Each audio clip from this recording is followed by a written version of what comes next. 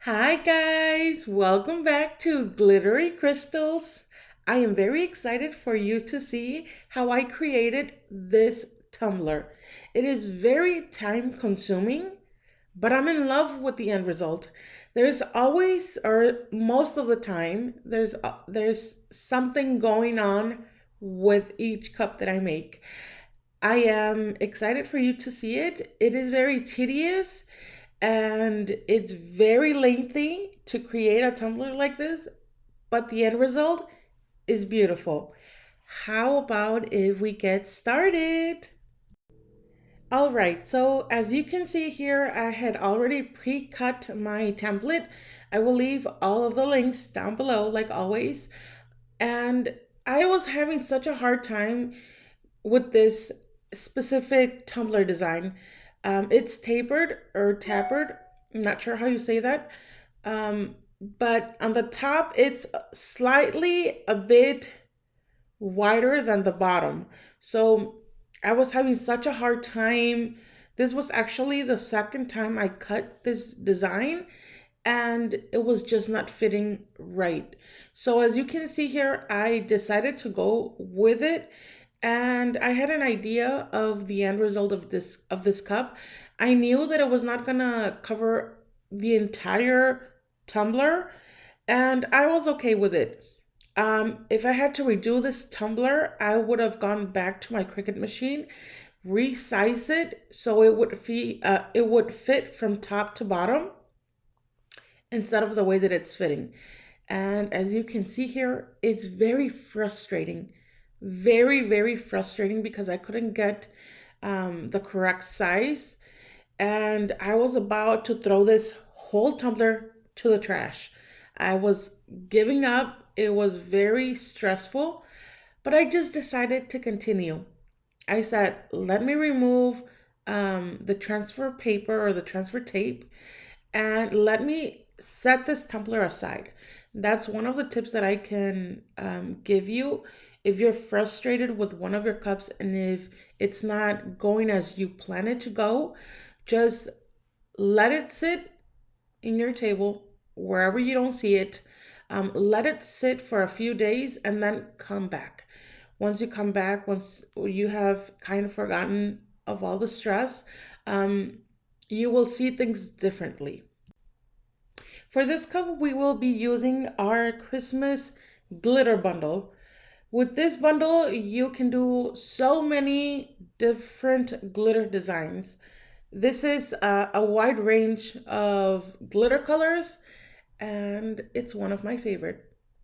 So as you can see here, I am labeling each bottle with its number.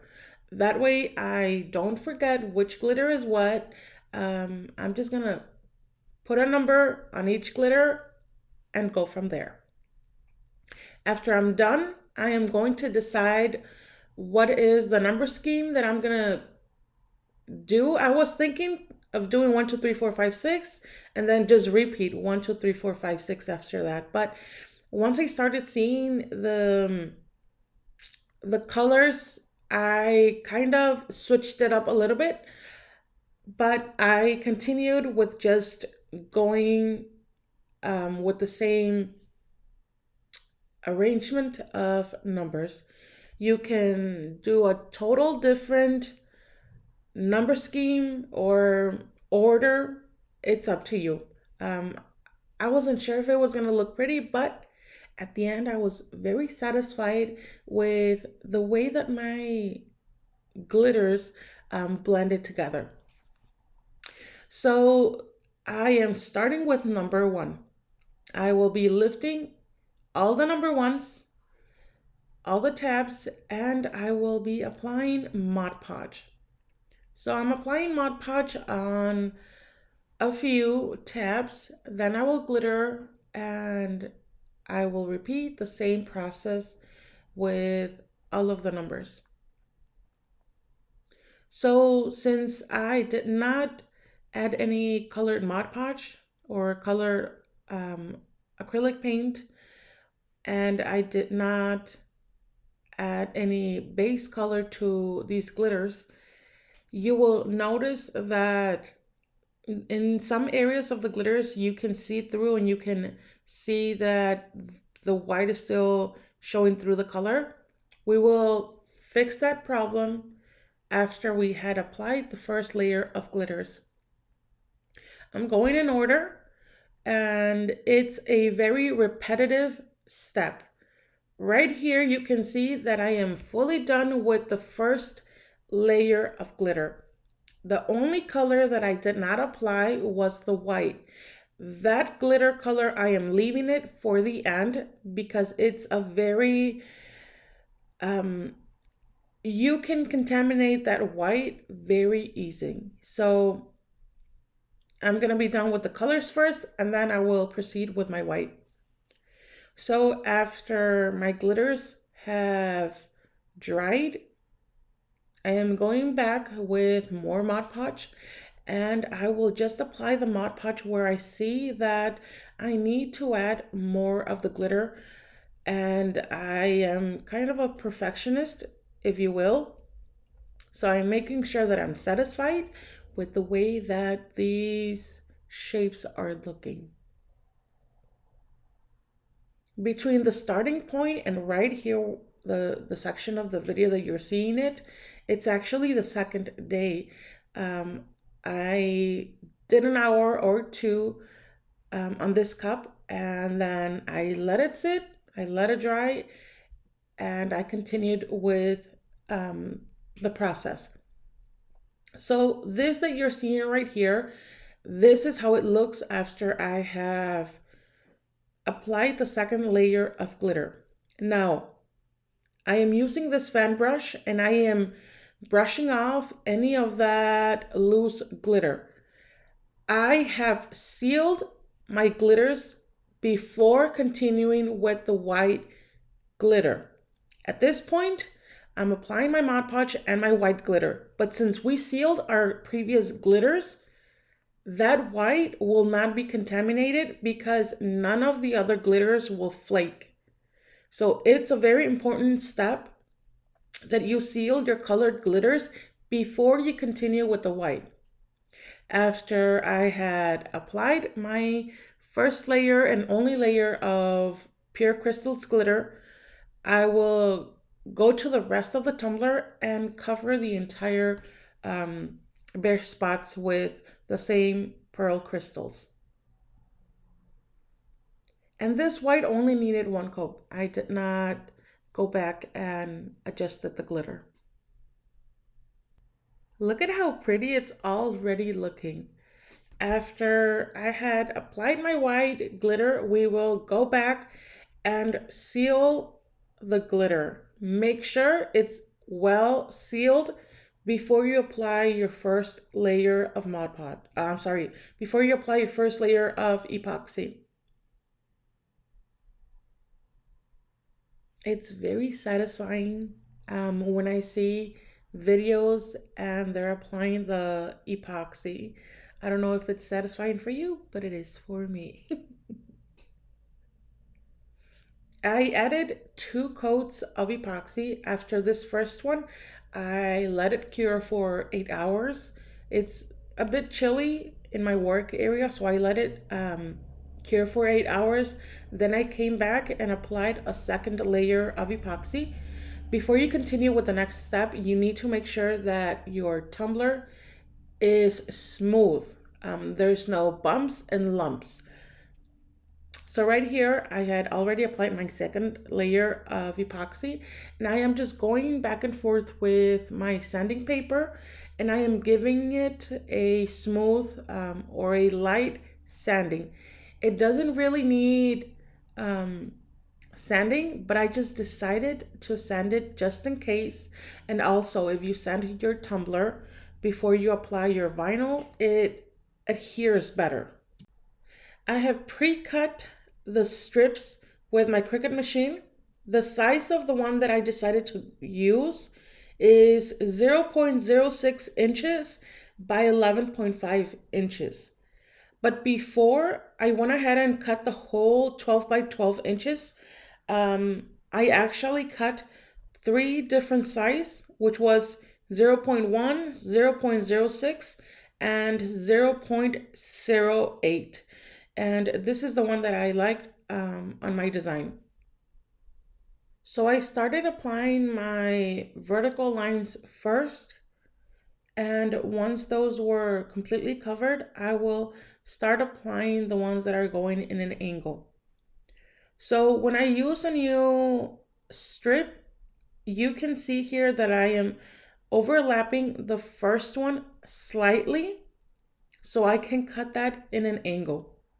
Afterwards, that angle that was left on the strip, I will use it for the next section, and I will just repeat this cutting throughout the entire tumbler. And the speed that you see here is the speed that I usually do my cups. I'm always fast forwarding the images so the videos aren't that long, but it usually takes me quite a long time. I like everything to be as perfect as possible, and this specific section of the cup is very, very tedious, as well as the section where we glittered each space. I like the way that this vinyl stands out with the glitters that I used for this cup. If you do not have, if you do not want to cut the strips, you can also use nail tape. That's another good option. But I like to cut my strips that way I can decide the thickness of each.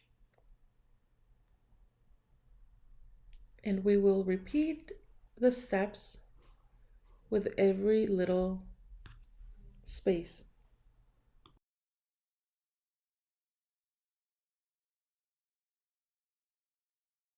And after we have invested a few hours, this is the way the tumbler is looking. So for the outside, I wanted to kind of create like a frame. And this is the part where I used the 0.1 inch thickness. Whenever I'm going to cut my vinyl, my sheets of vinyl, I always cut the entire 12 by 12 sheet. That way, if I am doing another project, I already have those strips and I don't lose any of that vinyl.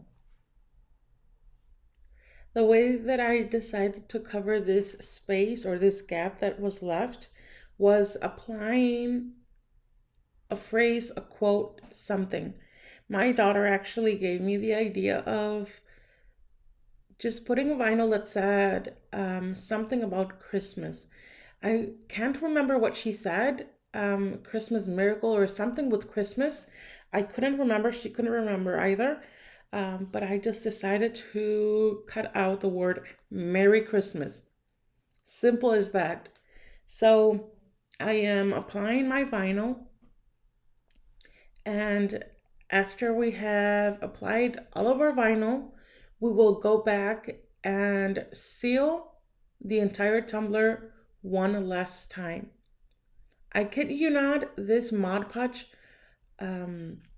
sealer is my favorite right now. I love it. It's very thick, and with one coat, it seals your vinyl and your glitter perfectly. So once it's dry, we will apply another coat of epoxy. You can do 2 thin coats of epoxy, it's up to you. But for this step, I decided to add a good thick coat of epoxy, and that was good enough for my cup. Once it has fully dried, make sure that it's fully dried. I did not let my epoxy fully dry for the next step. It was dried to the touch, but it was not cured.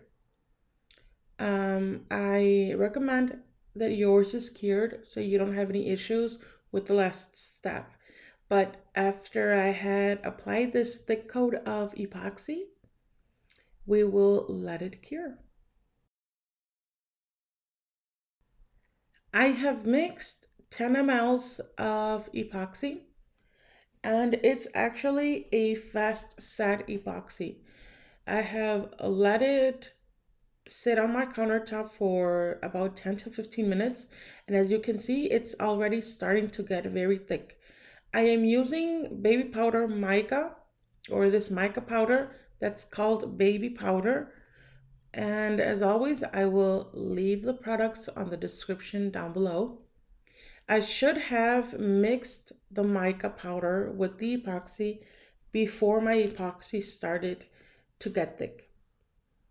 And this is the reason why I decided that I wanted to add some white glitter to my epoxy so I could have a little bit of sparkle. And I decided to add Enchanted because once you apply Enchanted to a white base, it actually sparkles in a red. So I wanted that for this tumbler. And since the epoxy was getting thick very quickly, I wasn't able to add as much glitter as I would have preferred. So once another 5 minutes have passed, I will grab my tumbler and I will start spinning it and applying our epoxy to create the drips. So since the epoxy is still very thick, there is not much movement at this point, and even if I have it in an angle, it's going to take a while before the drips actually fall off from the cup. So I can have it without moving it for a few seconds and nothing will happen to the cup. I am just applying a small amount because I don't want the drips to actually fall very further down the cup. So as you can see here, I am trying to position my cup downward and upward. I am going to be flipping my cup every minute or so we can get those very nice strips. And this is the part where I said that it has to be fully cured before you apply the drips because it is very time consuming before your drips stop moving. And it's tired. Like your arms get tired if you're holding the cup the entire time. And I wasn't able to put my cup in on top of my table because the epoxy was not fully cured. That's why I recommend that your epoxy is fully cured before you continue with your drips. And right here, I'm just kind of seeing where I want more of that drip and applying a little bit more of my epoxy. After 30 minutes of flipping and flopping, I have let my tumbler sit on top of my table until it's fully cured. Well, guys, this is the final result. I am very satisfied with the outcome of this tumbler. It kind of gives me those Enchanted Christmas movie vibes and also like a candle vibe because of the drips. I really liked the way it turned out. I love the drips. I hope you love them. Thank you for subscribing to my channel, for leaving those beautiful comments, and for sharing and liking our videos. I hope you enjoyed spending this time with me, and I will see you on our next video. Bye, guys.